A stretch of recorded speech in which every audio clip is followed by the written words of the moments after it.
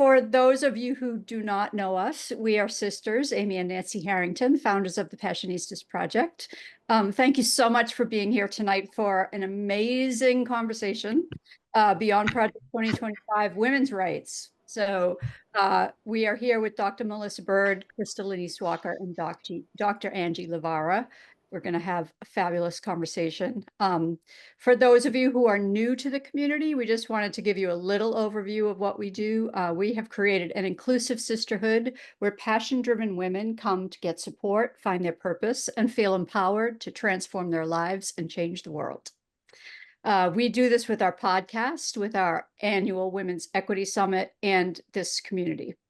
So here we welcome gender nonconforming, non-binary people and women, many from marginalized communities. They can come and be their authentic selves, share their unfiltered stories, make lasting connections, find resources, and get educated on topics in the areas of business development, personal growth, and social impact.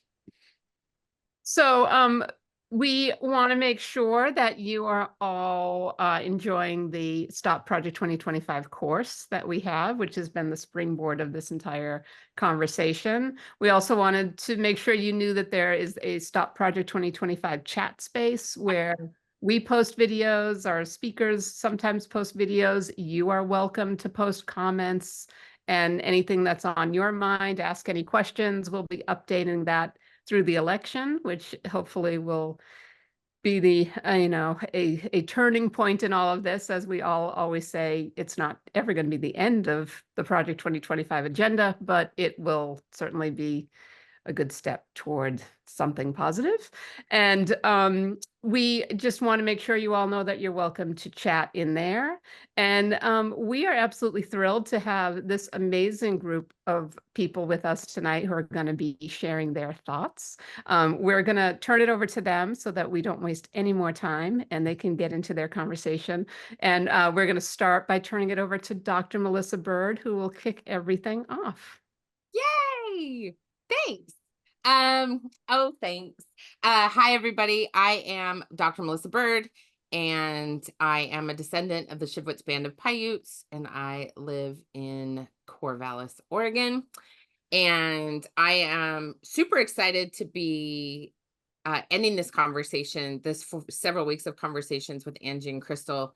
We've had such an incredible time talking about the media and people with disabilities and racism and all the things. And I just think this is going to be, this is the capper. I'm just really excited about it.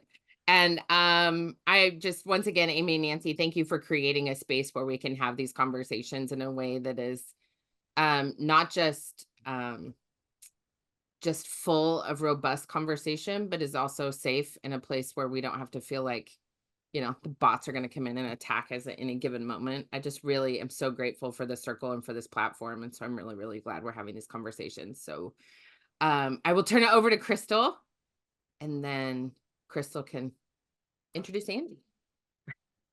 Okay, everyone. Hi, I'm Crystal. I'm so glad to be here again this week. Really excited to talk about this particular topic, but more importantly, I'm really excited. Angie and I have been friends for a long time. And so really excited for you all to hear her voice, her perspective. But I'm really excited because I think some of our past conversations, I love that they're organic conversations as opposed to being presentations in which people feel like certain points have to be made. The real way that you can get to the impact and understanding what resonates with you is through conversation. It is through hearing something that you hadn't heard exactly in the same way before. And so I'm really looking forward. Please feel free to put comments in the chat or raise your hand if you want to talk or speak, or if you've got a question for any of us or all of us. I'm just really encouraging you all to do that. To Melissa's point, there aren't too many places or spaces that we have where we can have this kind of open dialogue and understand different perspectives. So I'm excited. Melissa, you said that so we're away from the bots. Didn't have that on my bingo card. And, 20 years ago that my war would be with bots and not other people. So here we are. I am going to turn this over to my friend that she could tell a little bit more about herself, but I'm super excited for you all to meet. I have to, Doctor, I say that to her even though she gives me the side eye, but I'm going to say it.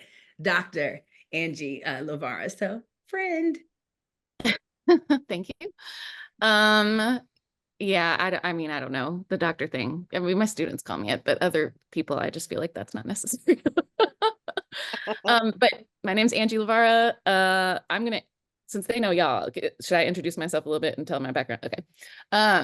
So I am a sociology professor at Frostburg State University, which is in Western Maryland. I live in West Virginia, kind of just over the border, in a small town where I was born and raised, and then left for 20 years and met Crystal and a bunch of other awesome folks and did a lot of school. And then came back home about 3.5 years ago. My focus in school was like critical race theory, which at the time I started my PhD in like 2011, I think. At the time, no one knew what that meant. And I don't finished. think people still know what it means, honestly, but Well, yeah. no one had Continue. even like outside of legal scholars and some sociologists like heard that term, like Right. that term together. And then I finished in December 2016, and then it was like everyone's heard this term, and again, yeah, like you said, most people don't know what this actually means. And now I teach classes on everything from like gender, but with a very like, I don't know how to word this, like a racial lens as well, because everything that, well, you can't understand gender if you don't understand race, social movements, like all these kinds of things. And disclaimer, I taught 3 classes today, and usually it's like I run out of words at some point. So if my brain goes like it just did, that's why. Just be patient with me. No worries. And if I'm looking down and glowing like this, it's because I'll probably have to take some notes on my iPad just to help my little tired brain out. But I'm really excited to be here, and thankful for y'all having me. Awesome. Thank you. So I want to start one of the things, actually, to your point, when you and I chatted last week, we talked about how everything is intertwined, that we talk about women's rights and how women are impacted, but we also have to realize how much all of this is intertwined.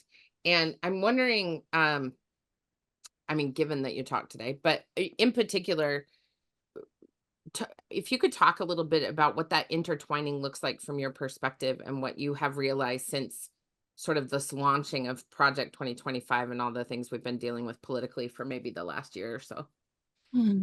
Oh, yeah. Small question. It's a small Cook Center. When you say intertwined, just so my brain is going in the right direction, do you mean like the race gender stuff, or do you mean like anything, history? just anything that comes to mind. Okay. I mean, because the first thing when I started seeing some of the 900 pages of Project 2025, I was real concerned in ways that I have been feeling already for a long time. And it's definitely not just me, and it's not coming from my own brain, but it mirrors so much of Nazi Germany and the rise of Nazi Germany. And again, I've been feeling like that, and I'm not, definitely not the only one or whatever. But that was my first, like, in terms of, oh, what does this connect to? Like, what is it bringing up for me, is that, and how in the US, we don't learn a lot of what led up to this, because it's like German history, and or kind of German and Eastern Europe. And so that's one of those things where it's like, there's a reason why some of these things we don't learn, besides just like, why would we learn about German history? And it's because when you learn those things, then you can see the early stages of them happening in the present. You're more likely to want to stop it before it happens. And of course, folks in positions of power don't want that. You know, Right. I'm really glad you brought it up that way too, because actually when Hitler wrote Mein Kampf, he was writing it based on the United States Indian reservation system. So he actually was inspired so much by what the colonizers had done to my people and my ancestors, and he was really inspired by that. And so it is this repetitive, which is what the theme we've had all along in these conversations is this is not new. It is how things have been running since colonization. And so I'm really glad I just got all the chills. I'm really glad you brought it up that way, because I think it's as we talk about women and non-binary folks and the people who are involved in like this group of human beings in this circle, I think it's so important to remember that all of this it's just a remaking, and it's just making it more palatable for people in 2024. But Yeah. it's not. And like, I'm glad you brought it back to the US too, because there's so much of it where I think here, when we see something that happens that's like horrible, we're like, oh, what are we, Nazis? And it's like, yeah, well, Yeah, actually. like they were very inspired by us from what you were talking about with the reservation system. Also, a lot of the eugenics policies that we had started introducing here, I think the earliest one was like 1907 or something like that. And a lot of I think 32 or something states had them at some point in history, where they would, like states would decide who needed to be sterilized. Yeah, and Against Margaret their Sanger, will. founder of Planned Parenthood, was a known eugenist. Yeah. So, and yet we hold Planned Parenthood up as like, the world's greatest, and Right. it wasn't. And like, that was part of why she wanted birth control. That's right. And like, when you think about things in Project 2025 about not just restricting abortion access, but obviously that, but like IVF and like all these different ways to restrict reproduction. Of course, I think about these policies in our past too. And so, yeah, I'm always like, when people try to stop at Nazi, I'm like, no. You have to go then one more step further to also connect it back to our early history, because they were like super inspired by us. And we need like implicated in that. Mm-hmm. Yeah. Both of you are using the word inspired, and when you said it the first time, Melissa, I had to jot it down and I had like scribbled next to it, because the word inspire at its root and how we tend to use it, right, is for the good of people, right? Like when we think about inspiring people, we think about how do we touch them and move them, and we think about the emotions, but we tend to think about that word. This is the communication professor in me. We think about that word from the impact of positivity. Yes. But the reality is, inspire at its core means to drive feeling for action, to drive passion, right? And one thing that is fundamentally, to me, unsettling is the word I'm using at the moment about Project 2025, is its full completion of a playbook that is inspired by other evils that we've already witnessed, and will then continue to become an inspiring document for the future. And I think one of the things that unnerves me, to Angie's point earlier about us not learning, is that there is also a lack, and has been a lack, of conscious will from the public to seek that knowledge that has been left out. Yeah. And I think that we in this country have had a very clear decades, if not a century, if we're thinking over the last 100 years, what our education systems have been, and even seeing things like attacks on libraries for a reason, right? Places that are housing complete knowledge, meaning that, yes, I can read all facets of it. Those are under attack for the very same reason, right? And this kind of constant loop. And it almost, and Angie, I would love to get your thoughts. It reminds me somewhat of like a cat and mouse game.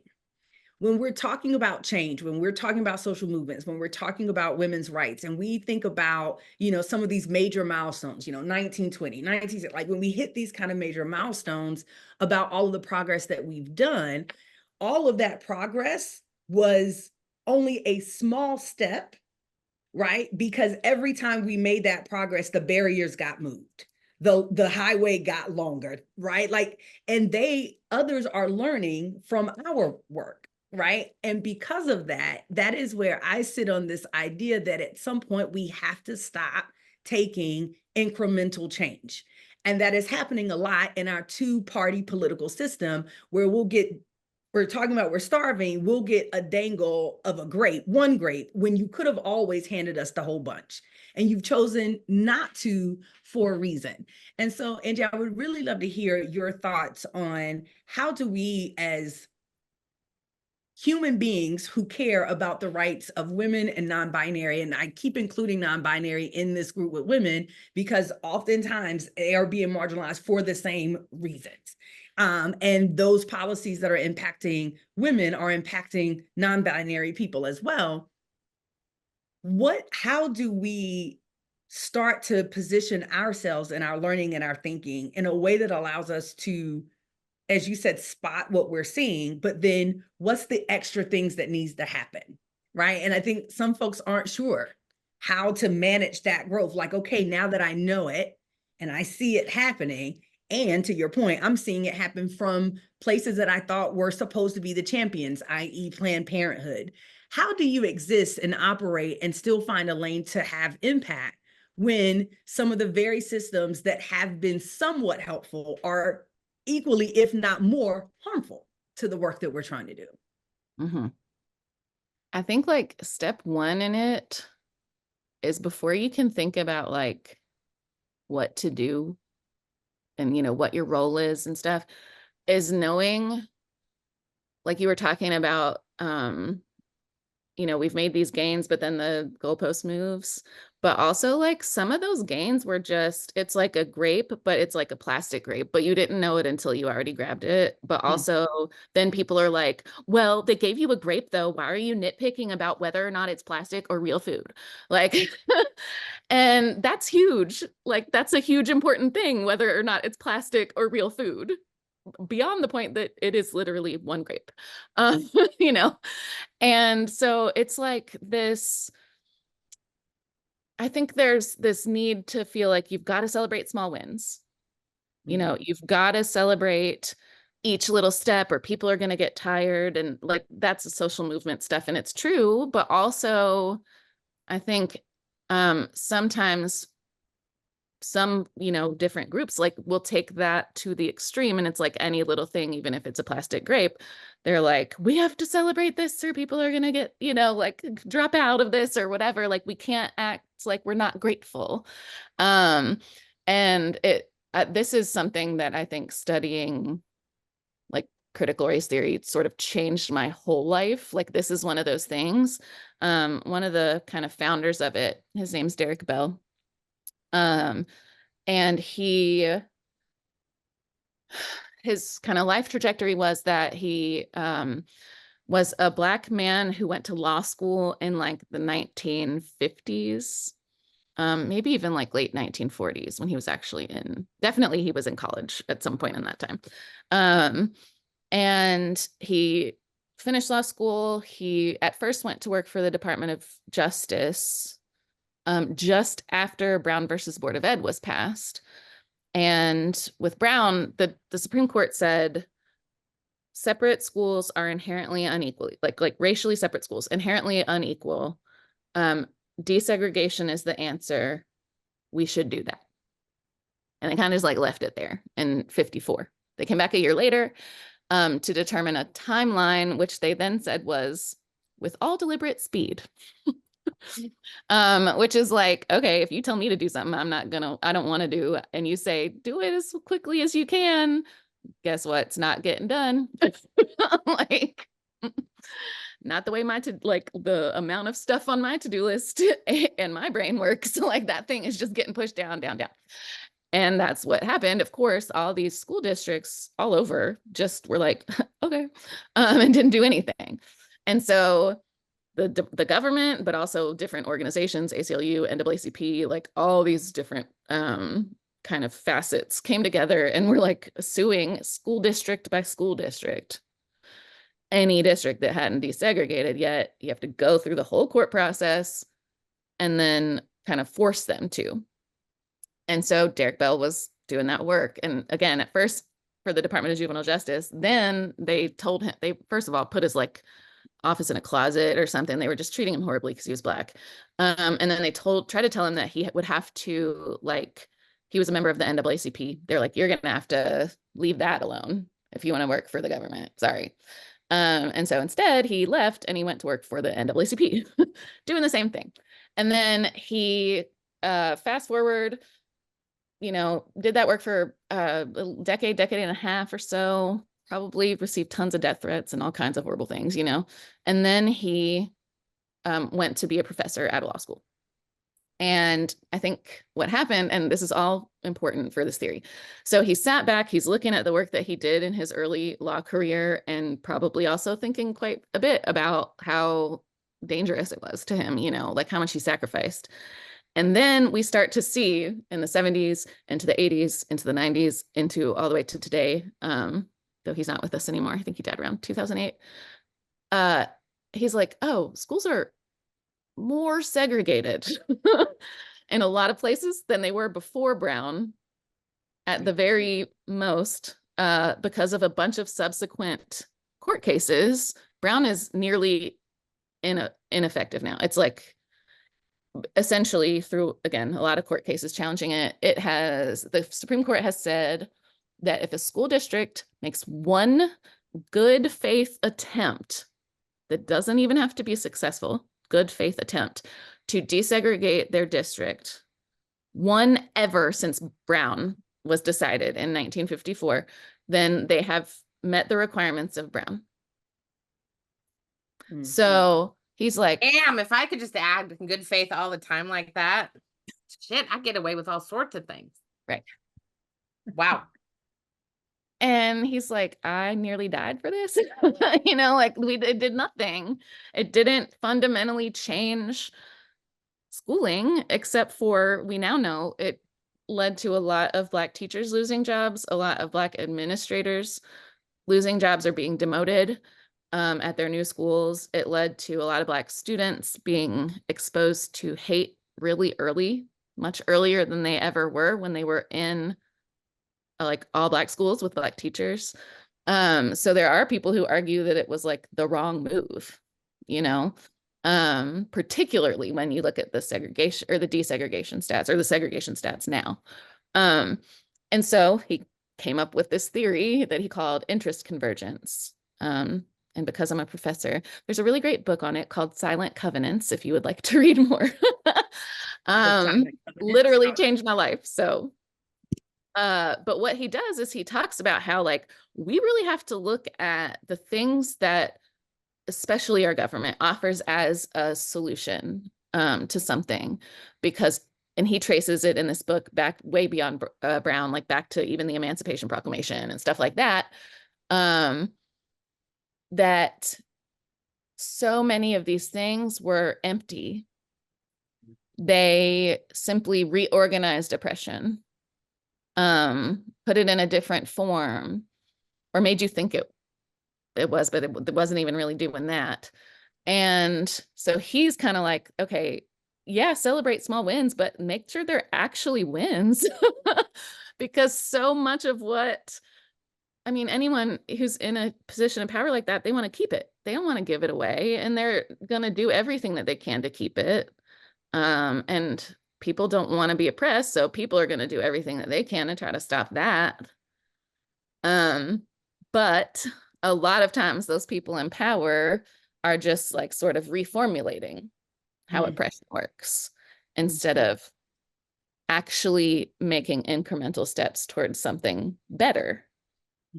And so my like first thing is just, we got to know what's a win, even a small win, and what's not. And we have to stop celebrating any of that like platitude.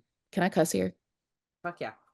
Shit. We got to stop celebrating that shit. It's not to be celebrated. It's honestly insulting. It's like, you thought you could do that and like, we'll just be happy. No, we know better. Like, so yeah, I don't even know if I really answered your question. But like, that's always my sticking point, is like, we've got to know what's a move in the right direction and what's just like a step over to this new form of oppression, or, you know, something like that. No, I think you answered the question. We can recap it, but basically what I heard from that is the first thing, and I love then you said, before you even start acting. In our first session, we talked about, for some context, we were talking to the ladies here about how do you find your lane? Everybody doesn't need to be involved in every movement. Everybody's knowledge and skill set isn't serving every movement, every problem that we have. You're only one person, so it is okay to choose a lane. My whole thing, and we talked about, is choose your lane. Where can you be the most impactful? Where do you have passion? But while let others who have the right skills handle the other areas, your job is to make sure that you're not disrupting or causing harm or damage to the collective work, right? And so what I'm hearing from you is part of that, finding your lane, is doing the research and the learning, right? I think we as humans are reactive, and it can be really easy. We saw a boom of, frankly, white women become really concerned about Project 2025.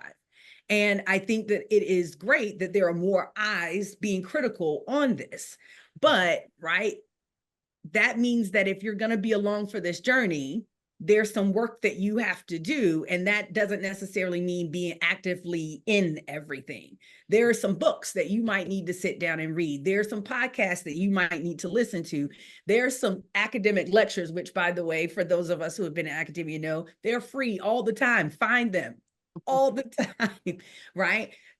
Don't feel like you not being on the ground protesting or calling a senator or writing an expose, whether it's on social media or not, is the only thing you can do, or that's not doing enough. And so I think one of the things I heard from you is get your money, like get your knowledge up before we start going out here. The second thing is understanding not only what are we asking for, but what is the ask?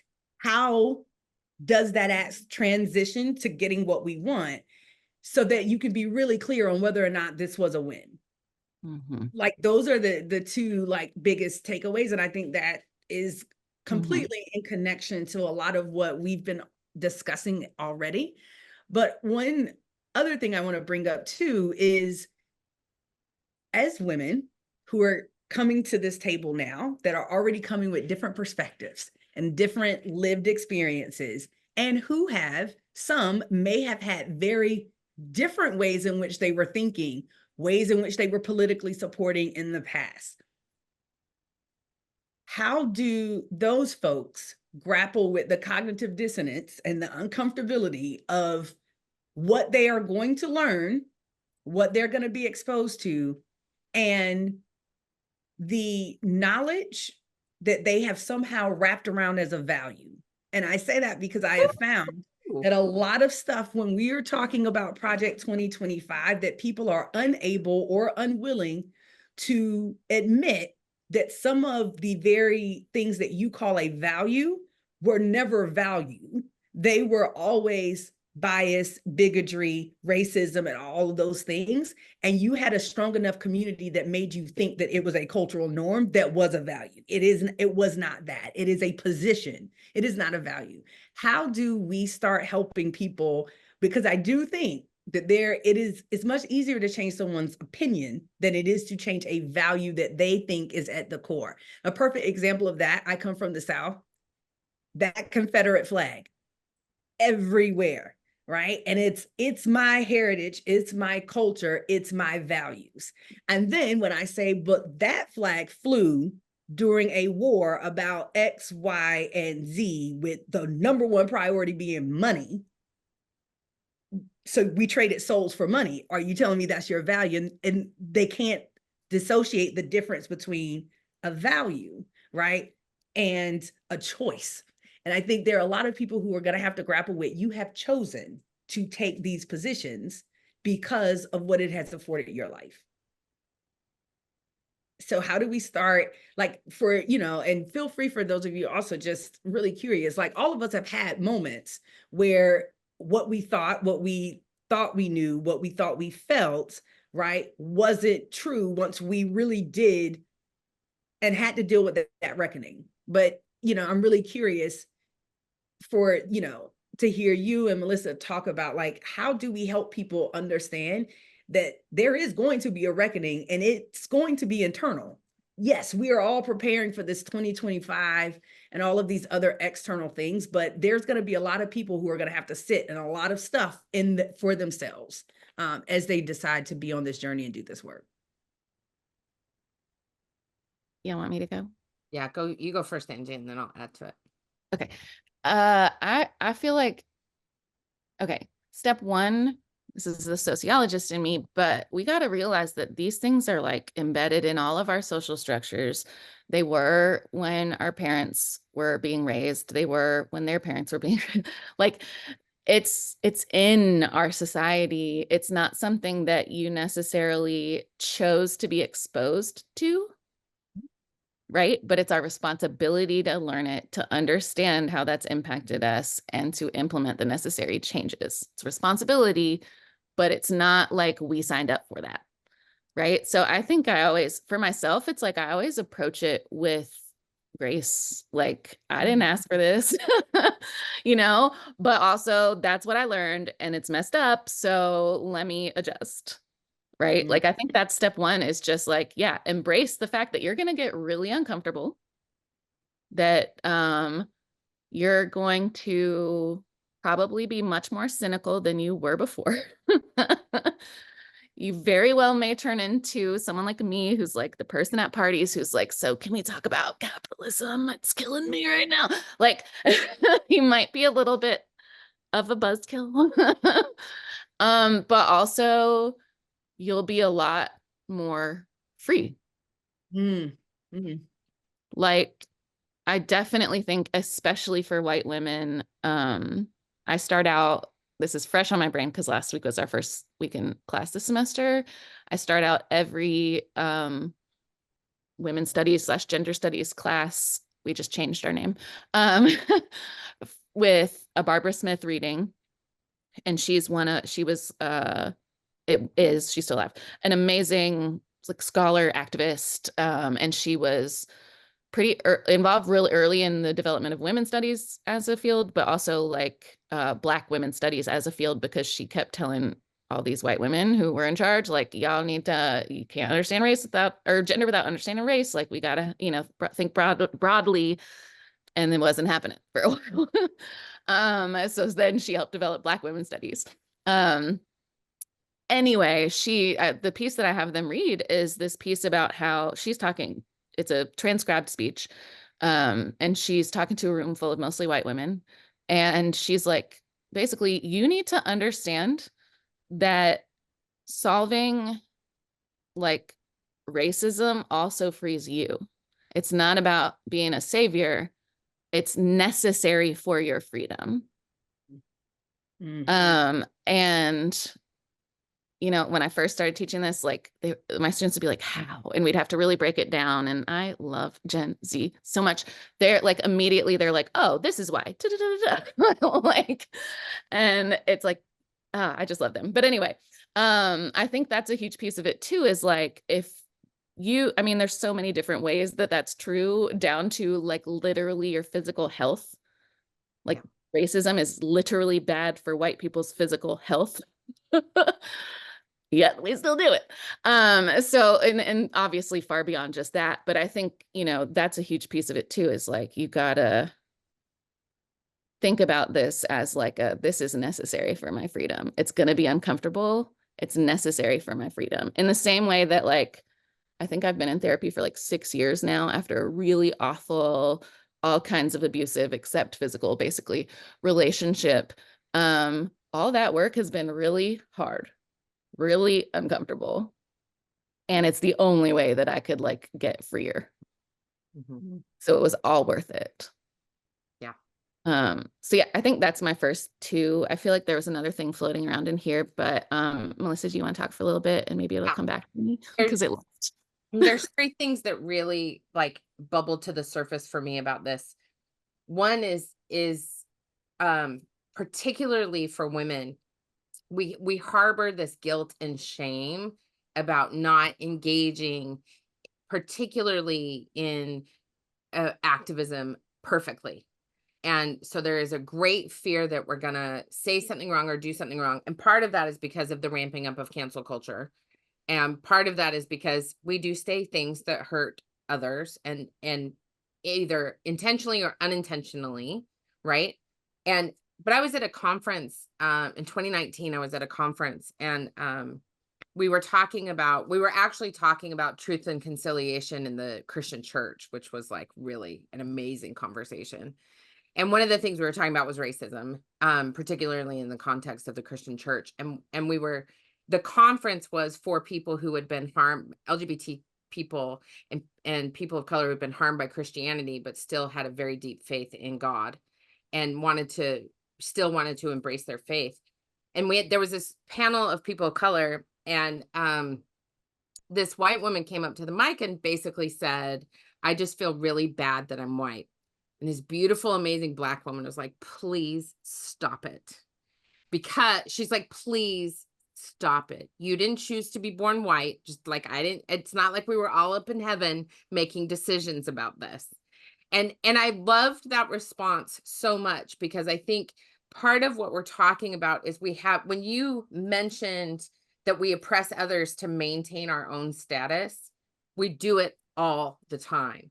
And part of that goes back to this idea of guilt and shame about not doing this well and feeling bad. And that's why, Crystal, I'm really glad you brought up, it's not about the fist pumping, protesting, out in your face, posting every day about the bullshit. If that's your thing, that's your thing.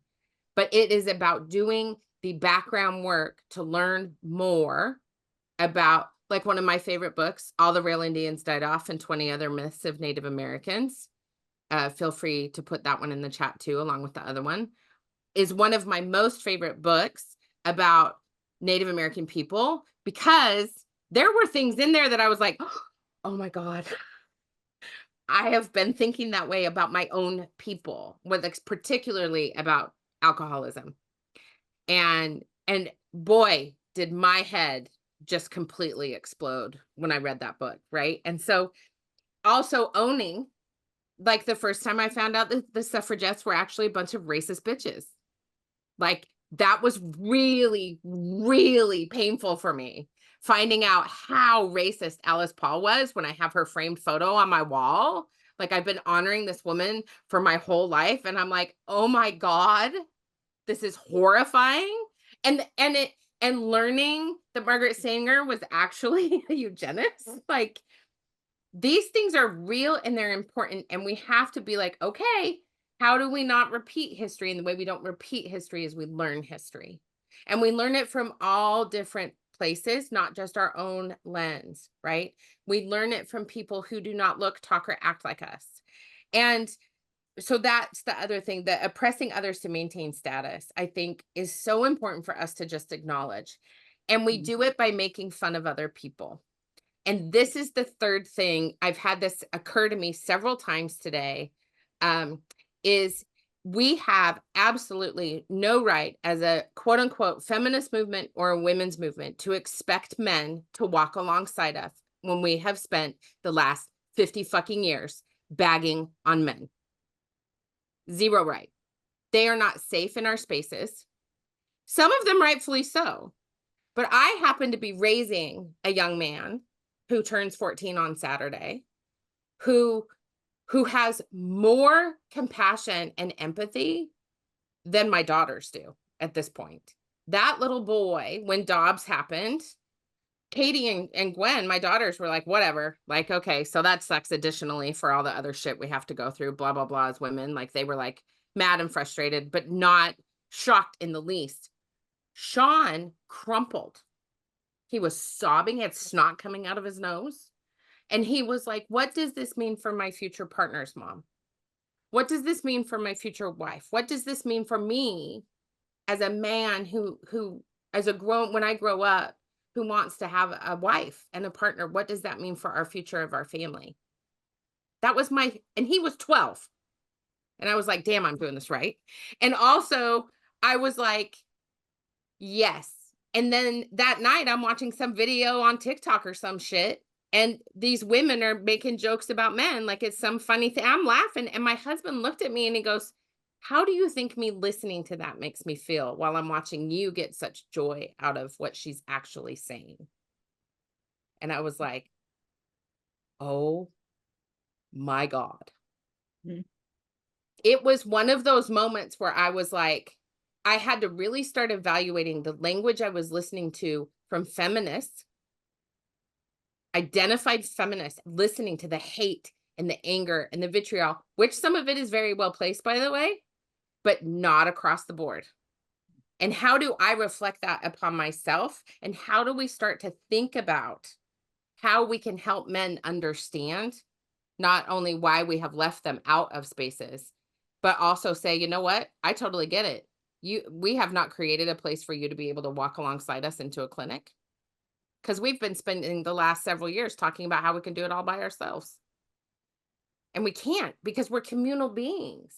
We have to come together in this web of humanity to start talking about, and this is what I actually think the right wing has done so well. They come together under the big tent and they bring all y'all along.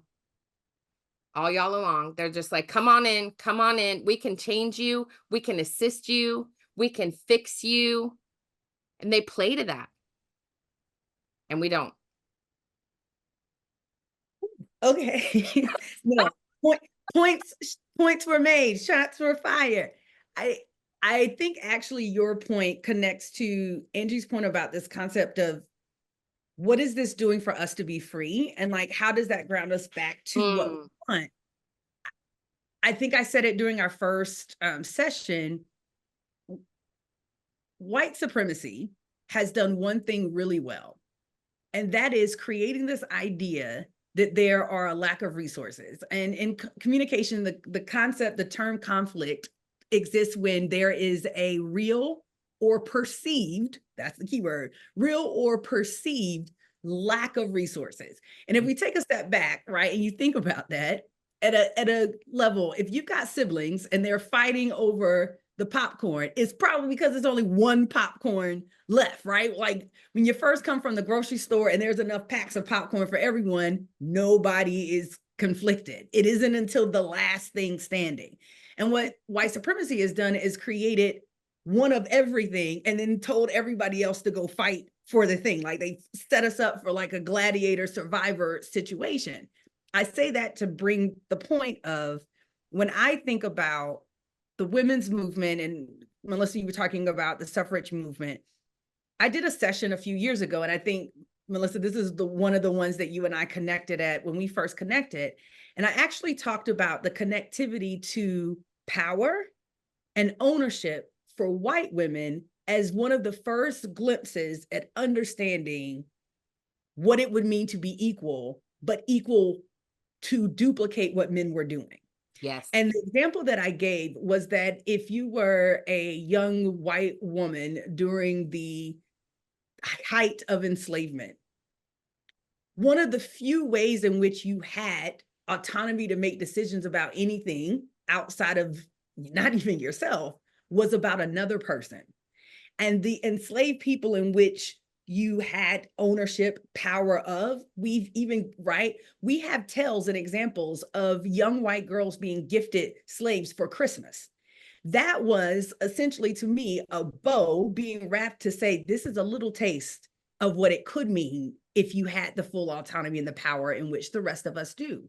And it was, to me, that is one of the first places in which we start seeing the wheels turn that would lead to a movement being referred to as a women's movement when it was not inclusive of all women from the beginning. That was exactly the story that made me fall madly in love with you. Like, right. And the idea here is that the change that they wanted never included all women. It was just for those that they thought were deserving of that.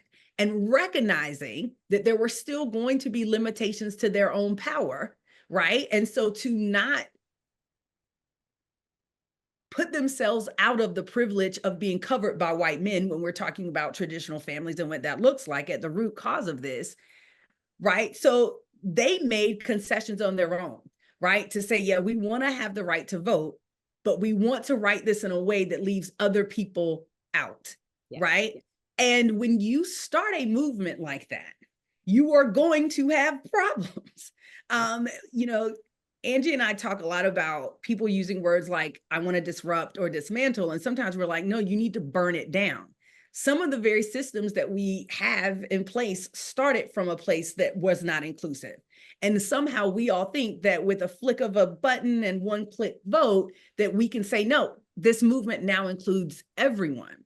And so it makes me think about, from a perspective with us as women, whether or not men are involved in this movement or not, I think women as a collective have to understand, to your point, Angie, the intersection of race and gender, because if we don't, right, then how are we going to know when we're being gaslit about what we're asking for? How are we going to know when you are trying to avert my efforts, right?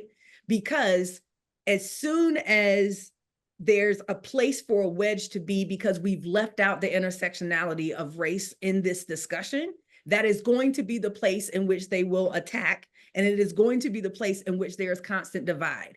And it is very interesting to me, as we're talking about this, I really challenge everyone to think, how is this affecting everything, not just the thing that I thought was very clear? You know, a perfect example of this is that most women, from a traditional perspective of how we run households in this society, or the expectation is that women in the homes are responsible for the rearing of children, which often means that unpaid work of taking them to school, knowing the books that they've got to read, all of that stuff like falls on women. When all of those things fall at our lap to have to do the work, we then are so busy in this wheel that we have not noticed, right, how they are using that against us, right? Because that is exactly how we got movements where we have women pushing for schools, right? They don't want their kid to go to this school. Well, that's just playing into what the plan was all along, right? Oftentimes women are used as the very face and the catalyst for a lot of the movements that are here. Even if we look at abortion, they try to frame it as a way to protect women, right? The reality is they're trying to protect white women and the population of white babies, right? It has nothing to do with the welfare queen that they created. It has nothing to do with the stereotypes that they're putting out about Latino women and mothers. It is the real root cause of what we're dealing with here is really the protection of what they call a white Christian traditional household. And that includes a white woman being in the home only for the support of mothering their children. That's right. You as a white woman are no more free than I am, right, on a day-to-day basis, if every law that is being passed under your name and for your honor that you didn't even ask for, and no one's listening to you. Yep. As a Black woman, I already knew they weren't listening to me, right? I already knew that, right? Yeah. I already knew that they weren't concerned about Black women aborting babies. They were already sterilizing Black men. They didn't want Black babies anyway, right? I already knew that this wasn't about any of that other than the protection of a white nuclear Christian traditional family. And if we set that at the center of all of this conversation, right, where does that leave us? That leaves us with a lack of freedom for all women. And my last point on my soapbox here is that if we start thinking about the least amongst us, and I don't mean least in their value, but the ones who are oppressed, to the systems are stacking up against them. Oftentimes you'll hear they say, when this country listens and saves Black women, every woman in this country would be free. It is because at the intersection of everything that absolutely happens, right, the impact on Black women is far more detrimental. So if you solve that problem at the intersection of race and gender for Black women, and if you don't believe me, affirmative action they swore was for women of color. White women benefited the absolute most from affirmative action. And when affirmative action was overturned, women of color's numbers dropped dramatically. White women still maintained. So that is proof that, like, it wasn't ever about the rest of us. It has always been about the protection of what they want from white women. Yes. And do you want to add anything, or do you want to see if there's questions from the folks? Can I play my role as professional hater for a second and push back on the men thing that you were talking about with total respect to what you said? Yeah. Okay. And like, honestly, not even really push back against it, but just add, I think, maybe something. Because I agree, like, patriarchy harms men in so many ways. Oh yeah. However, I am someone who will sit and laugh and make fun of men too, because humor is sometimes a coping skill. We have to deal with them under patriarchy every damn day. But in terms of what you were saying about like spaces, like creating spaces where men feel welcome and da da da da. If Crystal makes a joke about white people, I'm laughing. She does. Yeah. I'm laughing because it's probably also rooted in truth and funny. Yeah. Yeah. And in some cases, I know it's like, I've already dealt with that aspect within me, you know, that's not me. And in some cases, I'm like, oh, that was a check. I need to get myself together, you know, but it's still like, I don't know, like I'm still laughing. And I feel like the men that I feel safest around also, and this is not at all like a personal thing, you know, I'm not trying to do that, but like, they also would laugh at that, right? But saying that to say, like, I feel like, much like we tell white folks, if you want to deal with racism, y'all need to go get yourselves together first before you come into this space asking Black folks all kinds of ridiculous questions and putting labor on them. That's how I feel. I'm not trying to equate like gender and race, but that's how I feel about men being in spaces doing work to advance like feminist things, policies, whatever. I feel like y'all need to go get yourselves together first over there and come in here when you're ready. Like, come in here when I don't have to teach you, when I don't have to like do the caregiving mothering role to you, and when you can be like a co-conspirator with me. And I feel like men need those spaces, and I feel like there probably, unfortunately, will have to be some women in those spaces, and maybe that's the only difference between what we're saying is that you're equipped for that, and I am not. But Or I not think right now. us that are have to be open and willing to do that. Yeah. Like I think that's really, I think it's really important. I actually think it's really important work. And I agree with you. Like, they do need to go over and get collected and then like be like, okay. I also think it's a space that, as women who are nurturers in multiple ways for this entire society, whether you are a mother biologically, whether or not you're a mother or auntie or a cousin, but you are in your community, and Lord knows someone's going to ask for some mothering, and we've all had to mother and nurture someone. I think one of our biggest assets, and Andrew, you touched on this about Gen Z, I think one of our biggest assets and strengths as women, and one of the most, in my mind, clever ways to do a lot of things, is through the rearing of our children. And that is, if men have been as absent as they typically are in the day-to-day of what you take your kid to read at the library and what they're doing for their extracurricular, we have power to begin to mold and change the young minds that we have, including that of our sons, right? And what I am seeing, to your point, Melissa, I think you also raised a son who had that kind of knowledge to be aware enough to know that he should be crying, right? You also raise your daughters enough to know, to have that level of cynicism, because they already knew this was going to be a lifelong fight. That's right. And so that is where we start seeing changes, right? Like, how do we harness the very thing that they are trying to use against us as women, right? How do we then harness that power? I think about that when I hear JD Vance often talk about his wife and her kids, never our kids, or their kids. And I keep thinking, I hope she's raising her kids to raise hell in that household, right? To raise hell in that community. And he's not going to know it until it happens. And it is going to be too late. And so that's just a place that I wanted to leave us with, is that there are different ways that we can get involved, but there's something about using the very weapon that was meant right, to kill you, to cause the next lifetime to prosper, right? And from our bodies, we can birth. Literally, we are the only ones who can birth this next generation. And we can choose how we're raising them and how we're holding them accountable to be ready to continue this work. Yeah. Can I So brag on we might- Sensi real quick, like one more time? They also, I have a bunch. So people are always like, do you even get any guys in like women's studies, or again, now it's called gender studies? And I'm like, yeah, a lot. And they're like, really?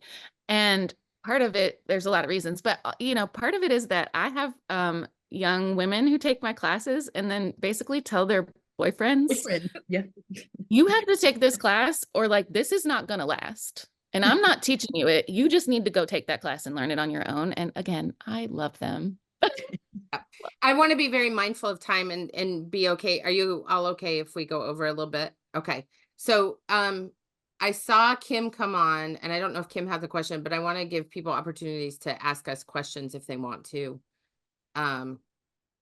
or say something if they want to. But Kim, you're muted if you wanted to add something. Sort of just going off the topic about men bashing. I get what all you're saying, but I'm just saying, I want to just say that I think it's wonderful that we could say white woman, black woman, I'm so many activist groups I'm in, it's all white and maybe one black person.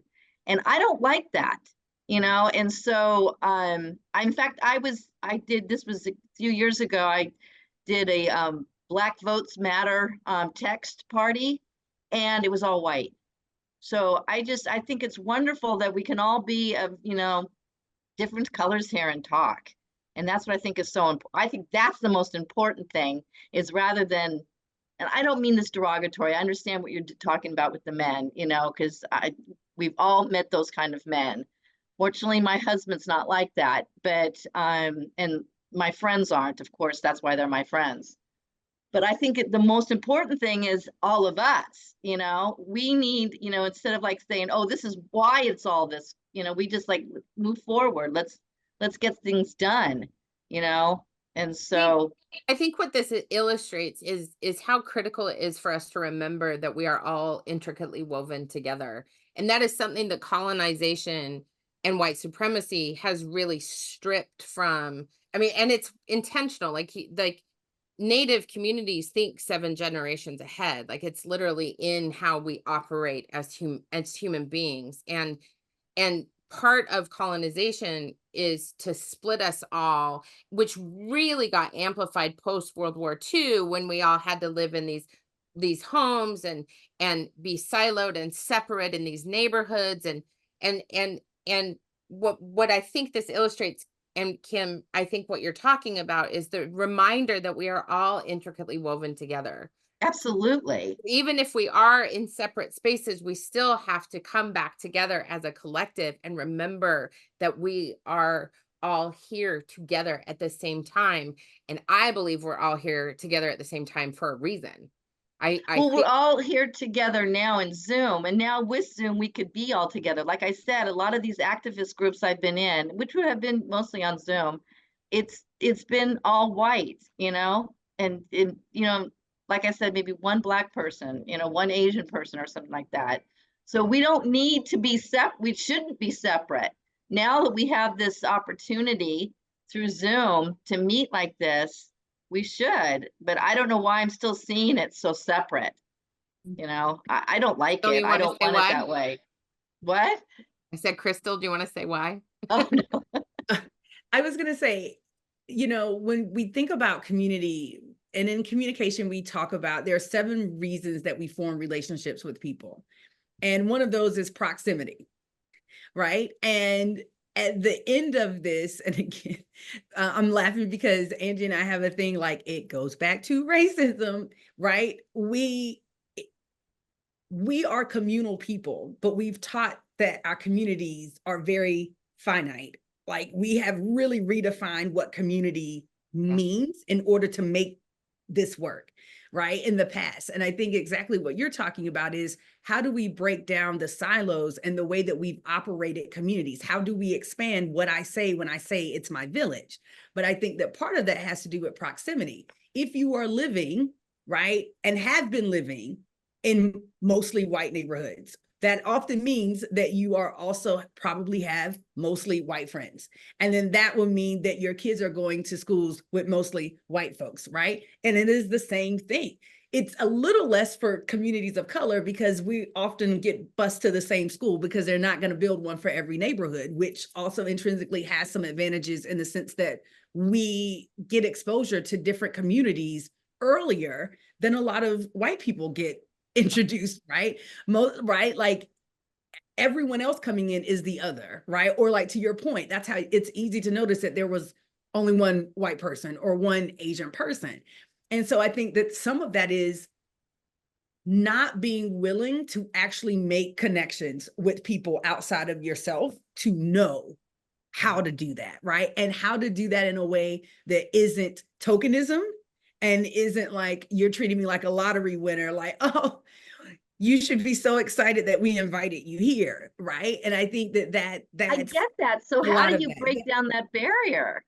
I think partly is exactly doing that, leaving your community. And I don't necessarily mean like pack up your house and leave, but I mean, maybe if you really want to be completely committed, I think that's where it's, how do you find those spaces? That might mean as a white woman, if you want to go to rooms that are more diverse, it might mean that you need to go to a room that is being led by a Black woman because likely that room would be more diverse. Maybe you should be going to hear a Latino woman speak, right? Right? As opposed to going to a space where there's a white woman that's headlining, because where there's a white woman that's headlining, there are going to be white women that follow, right? There are very few, and I'm saying this, there are very few women of color that can galvanize white women other than like Oprah, Beyonce. There's a few that can do it, that like if they show up, white women will still show up in groves. But I think, and it doesn't necessarily mean that that's with malicious intent. I want to be clear about that. Again, I understand. proximity, right, changes who I've been around, right, your whole life. And it could be just very easy to keep meeting people in the same spaces, same places, right, and the same types of people. So some of that is legitimately being so uncomfortable that you take yourself to a place where you might be the only one. I think the best way I have found to do that is to go to music, to follow Latino music, you know, jazz, like go to places where bands are playing that you've never heard before that aren't all white. It changes everything.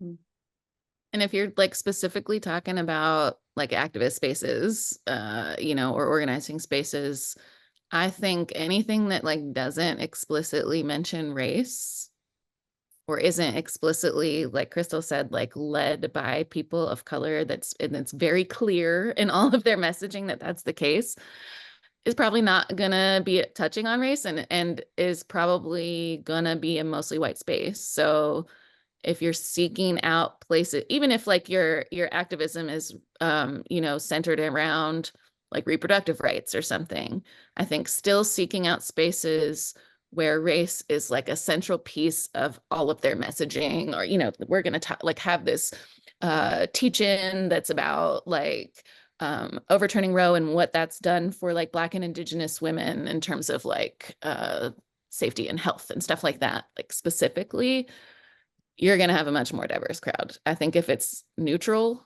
like race neutral in the US means white. I get it. Okay. Good advice. Kira, your hands Try up. it, Kim, and tell us how it goes. Yeah, let us know in the Stop Project 2025 thing what you do. And how I'm sorry, say that again. I don't let us understand. know in the Project 2025, like if you get in the chat for the training for this, let us know how it goes if you do something. Oh, okay, absolutely. And take a friend. Bring a friend. Take a friend. Yeah. Kira, I your have hand is up. recently, somehow I fell into a group called Working Families Party, and that I was the minority in that, and it was so much energy in those groups, the group meetings, that I've been drawn to it, and I keep going back. Now I'm texting for them, and I'm on their Slack. Cool. So yeah, Good group, actually. I like their movement. I do too. Yeah. Kira? I was actually thinking of something in response to, I'm like you, Angie, my brain is done. In response to Kim, or our church, I don't attend any longer, but when I did, was a suburban church, 99.9% white population. And something that they did regularly was they would have kind of an exchange service where they worked with another church in Newark. And they would invite not just the priest, but the congregation to come. And it was kind of almost like exchange students where they had this back and forth on a regular basis a few times a year. But that's something that, we don't necessarily think about with virtual groups, but that could be done as well. If somebody was willing to, you had buy-in from the group if it's regular members, and somebody was willing to reach out to an organization in another area that was also looking to collaborate, expand its reach, grow stronger, get different perspectives. That is something that's so easy to do. You could do it on a regular basis, you could do it as a drop-in thing, but that might also feel safer. I know as a person of color, I've been in situations where I was invited. I was actually invited in. Great, great, great. Turns out it was more like we needed someone. You did the Oh, token. God. I'm so We needed- sorry. But that's so that is a just a possibility. If you thought that is something that might work with any of the other groups you go to, we're all trying to connect now. We really Yeah. are. People who are showing up to meetings, there is a longing for connection. We know we can't do it alone, and even in small groups, it's still isolating. So it's a relatively safe way to reach out to others, whoever the other is, and try and collaborate for a virtual meeting. I want to That's a make good sure idea. for the replay that Deborah's comment doesn't get missed either. Deborah, I really appreciate what you said about you can't always tell what race is attending.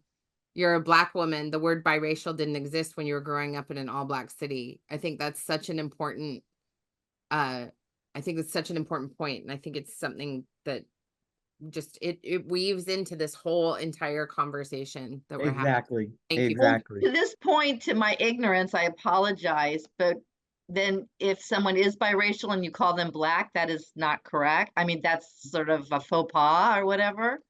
I mean, how would you know? Exactly. That's my point, because you don't know.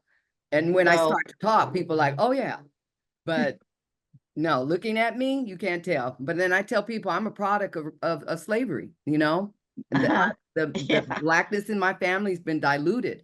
Light skin, marrying light skin, all the way to, you can't tell unless I start to talk, because I grew up in Compton. So yeah, you can't tell. Used to run a domestic violence shelter in Compton. That's amazing. And I think, Kim, I know we're going to wrap up too. We don't want to go on No, too you're long. fine, Crystal. I think one thing, Kim, I love your enthusiasm and your willingness to be curious and ask the questions, because I just told people I'd rather you ask for permission rather than forgiveness. And I think sometimes, especially when you're trying not to do harm to folks, I think one of the things it's interesting that race is one of the most complicated things to understand. When we made the shit up, we made the shit up. Exactly. We made it up ourselves, and we kept just adding shit to it, to the point now, like, we don't even know, right? And to the point where, in a lot of ways, race on its own is not even enough to describe anyone's experience anymore. And and what that looks like. So I challenge all of us to say, as we're thinking about it, one thing about race is that we've made it a fupa, right? Like, we made it up, which means we can also undo things to it if we wanted to, right? Like, we created ourselves. Part of the reason that racism can continue to prevail is because we try to avoid it at all costs. And when I say we, to be honest, white women, white men try to avoid it at all costs because of the unsettling nature of what it means for everyone else. For those of us who are people of color in this country, it was never an option to not understand race, to not understand what it meant for me, as well as understanding what it means to you.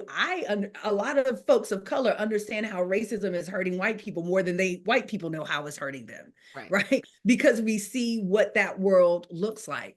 And so my challenge to you is also just being open to ask how people prefer, because biracial doesn't mean it always means you had Black, right? You could be biracial by being Asian, Chinese and white, right? Like it could be something totally different. So I think one of the things is that go on, I'm take sorry. out the assumption and just be willing to ask, because there are, to Deborah's point, she's like, I'm a Black woman. There are things, that's how I identify, that's how I've lived my life. But more importantly, that's how the world has treated her, which is how she's very aware of who she is in this world because of how the rest of the world responded to her. Right. And so it's very interesting. And I will just, this little note, Deborah, my grandmother used to say that Black women always know another Black woman. And so when we were on the call, it never occurred to me that you weren't a Black woman. And again, that's for better or worse for my own understanding and being a part of that culture myself. And yes, when you spoke, but it wasn't about Compton, there was something else that I can hear in your voice, right? It's like when I know that there's a Black person on customer service, when I can't see them, like it's there. But my point is, Kim, is that race is fluid. Our identities are fluid in how we experience it. Don't be afraid to let that be uncomfortable for you to just take the chance and find out. Do you identify? It's not Do you want to offensive be to called ask Black? then? It's Hmm? not offensive to ask? It would be, for me, it is not offensive for you to ask. I mean, well, as Okay. a dark-skinned Black woman, most people don't ever ask, but like it wouldn't be offensive for me if you said like, how do you identify, or right? Because that is different, right? There are people who are biologically biracial, but may identify as one or the other based on their lived experience. And so it's okay to ask for that clarity. Just the same way it would Thank be for you. anyone to correct me for assuming you were a white woman if you weren't, right? Like I have to be willing to have that same level of acceptance too.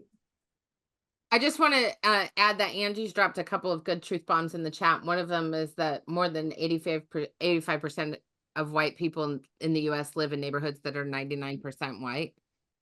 And also, she and I both put a couple books in the chat too. One is Radical Reproductive Justice, which is an anthology that takes the conversation from just talking about reproductive health to talking about the entire intersectionality of reproductive justice, which was created by women of color, and then Killing the Black Body by Dorothy Roberts, which is one of the most uncomfortable books I've ever read in my life. And I used to make my students read it. It is like so difficult to It took read. me 4 months to read that book because I 6 months. cried, like Yeah. I cried at the foreword, and then The foreword is what I used up. to make my students read, and my students would be like, "What are you trying to do?" And I'm like, "Ruin your life." So That book What book? Wait, what book are you talking about? called Killing the Black Body by Dorothy Roberts. Oh, you're gonna put all the books in the Stop Project 2025 chat. Thanks, Amy. Okay. Oh, okay. I know Amy and Nancy want to say something after we're all done, but Angie, I just Angie and Crystal, I just wanted what is one thing you're walking away with from this conversation? Angie, you want to go first? No. I'll go first. Okay. You go. What I am taking away from this conversation is that when women want to truly have a level of understanding with one another, we can absolutely do it. Yes. And we do it damn well. We are the planners of this world. We are the nurturers. We give birth to this world, which means that everything comes from us. And I think when we start realizing that power, so I think for me, taking away that every one of the women that's in this room can birth the next thing, whether that is a person or a project or a solution that can change and create freedom for all of us. And that we have a responsibility to one another to ensure that we get that freedom in this lifetime. Good stuff. I would Yeah. like. Mine is kind of similar, I think. I just need as many reminders as possible that there's a lot of people out here that want this shit to be so much better. And I still get that with my students, but I'm like, but it's real bad out there. So I need still as many reminders as possible that there are lots of people out here who want to do what they can to get something better. We deserve better. We all do. So yeah, I don't know, just feel like filled up a little bit, and I'm thankful for that. Yeah. You filled your little sociologist cup.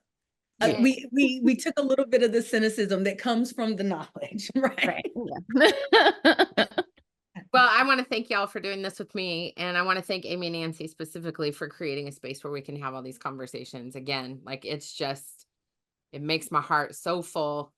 It just makes me so happy what y'all are creating. So thank you so much, Amy and Nancy. And thanks to all of you for joining us. And for Yeah, those and thank of you us on everyone the for being East here. Thank Those of us on you. the East Bye-bye. Coast, Thank go to bed. you. Wait, don't leave Bye. yet. Oh, don't leave yet? Oh, Yeah, we just wanted to first of all thank you Oh, all okay. for being here. So thank you to everybody.